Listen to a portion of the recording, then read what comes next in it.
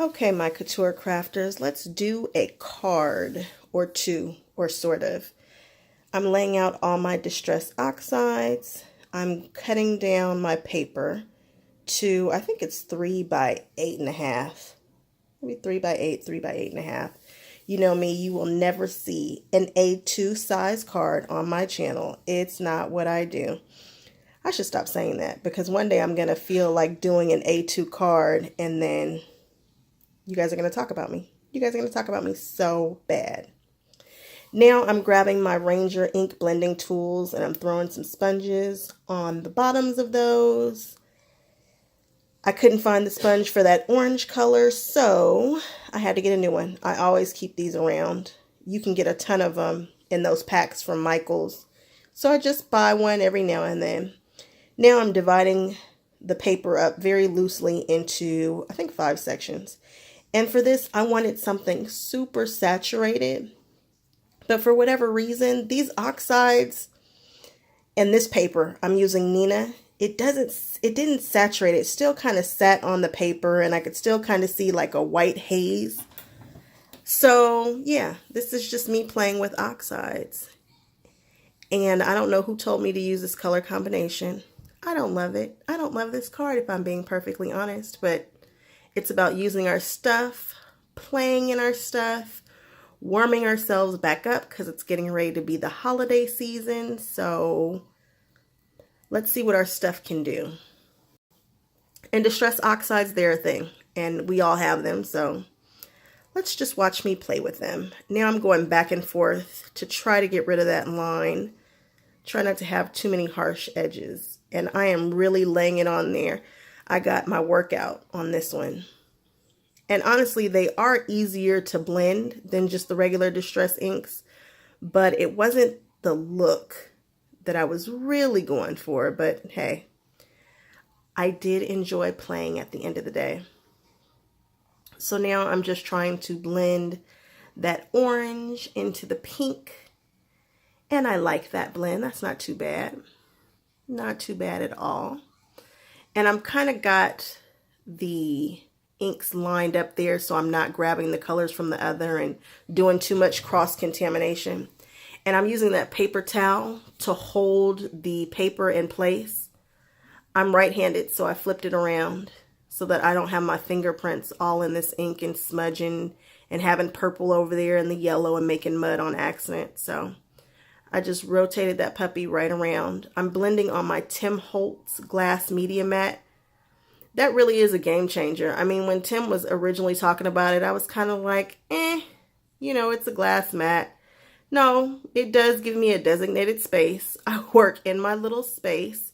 I cut on it, I glue on it, and the coolest thing about it is the way that it cleans up with the Purell or hand sanitizer. I've used Bath and Body Works hand sanitizer, the hand sanitizer that everybody wants to give you for Christmas.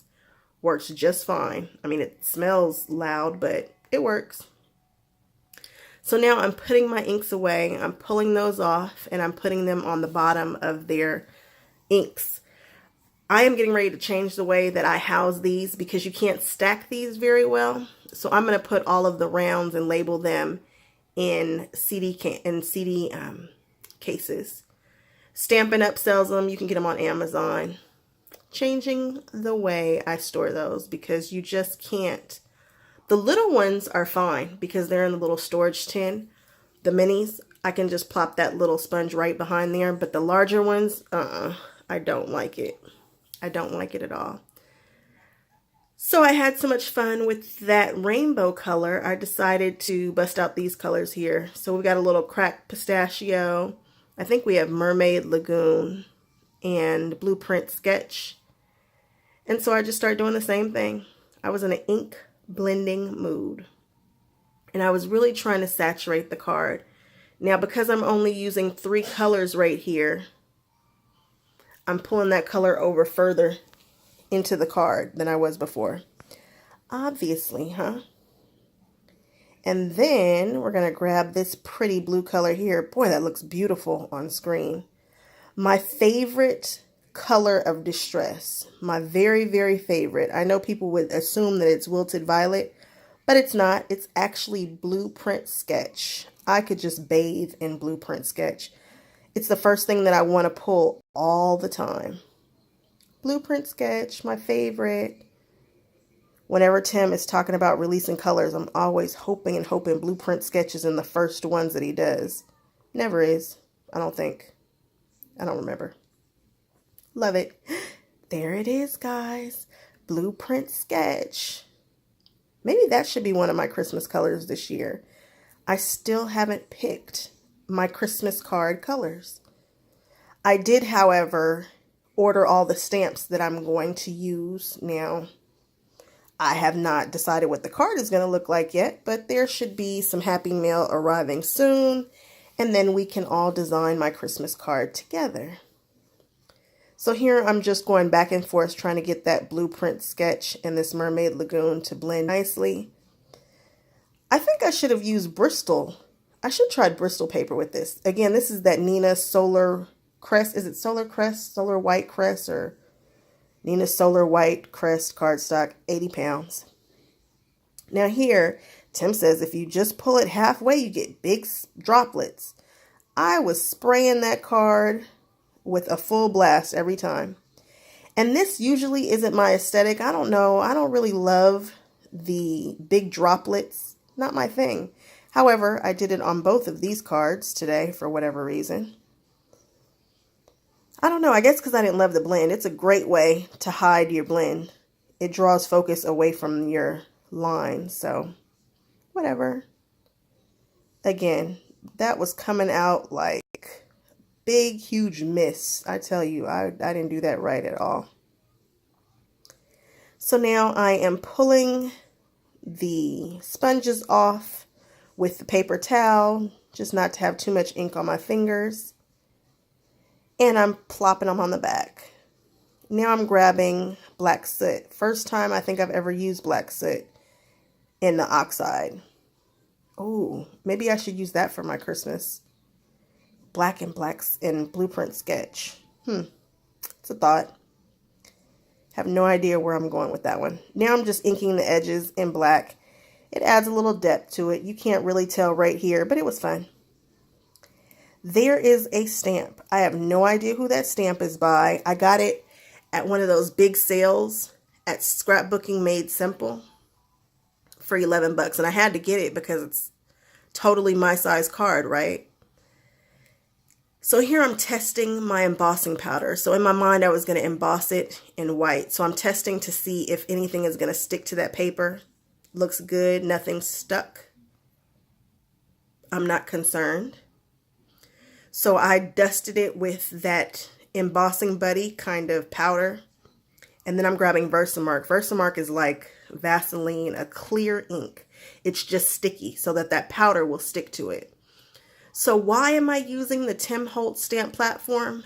Because just in case I don't get a good impression, I can put the stamp right back down in the same place and re-ink it, and it should still be in the same place.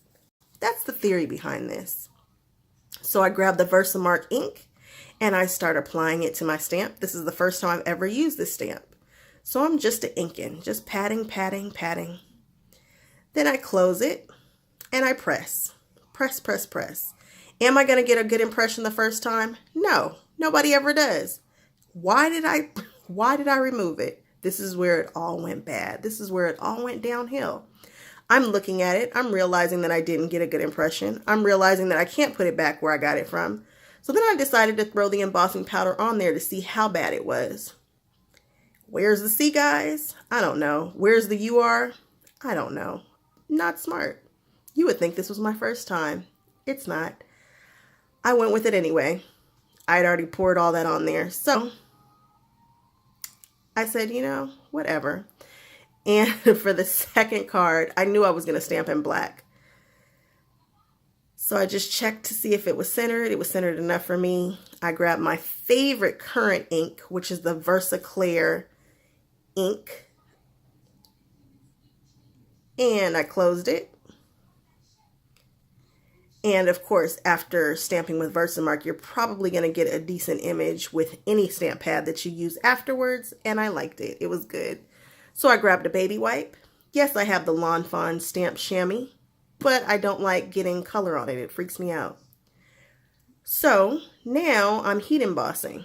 This is my heat gun, and of course I'm not doing it so that you can see what's happening, but that powder is all melting and you see it's brighter. And now it's all melted. What are we going to do? We're going to throw that in my art journal, and that will be a start to an art journal page. No worries. So we're getting 1 card instead of 2. We're okay with that. Now I'm just trimming off a touch on the sides with my Caterpillar crop. Love that thing. Look at it. Nice and green with this little swing arm. Makes me happy. So I think I cut that at 6.5. Yeah, I think so. And then I probably scored down the middle at 3.25. That feels right. And now I'm just checking the placement. Now we're going to fold it over and burnish, burnish, burnish. That's 110-pound cover weight cardstock by Michael's Recollections. And now I'm just doing a little measuring because I want the white just to peek out just a little bit around the sides. It's nothing like a rainbow and black and white to really make it pop. So there it is. It peeks out just a touch. I'm going to grab everybody's favorite glue. That's that art glitter glue with a nice thin nozzle. And just glue, glue, glue. I actually had to run that under some hot water today because it was a little clogged, but every time I run it under super hot water, it comes right back to not having anything under there. So now I'm just burnishing the white on that panel. And then we're going to take it and we're going to stick it on that black card. Just gluing it down. I love this glue. I don't know that I will ever use a tape runner again after finding that glue. And there we go. I like it. Special is what you are.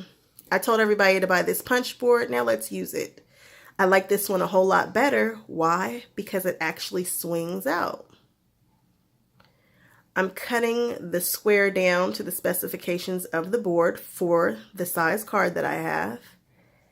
And then I'm going to score it.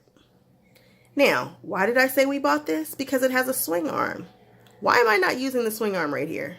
Weird crafting day for me. Again, you would think this was my first day. It's not. So here we are just scoring all the sides.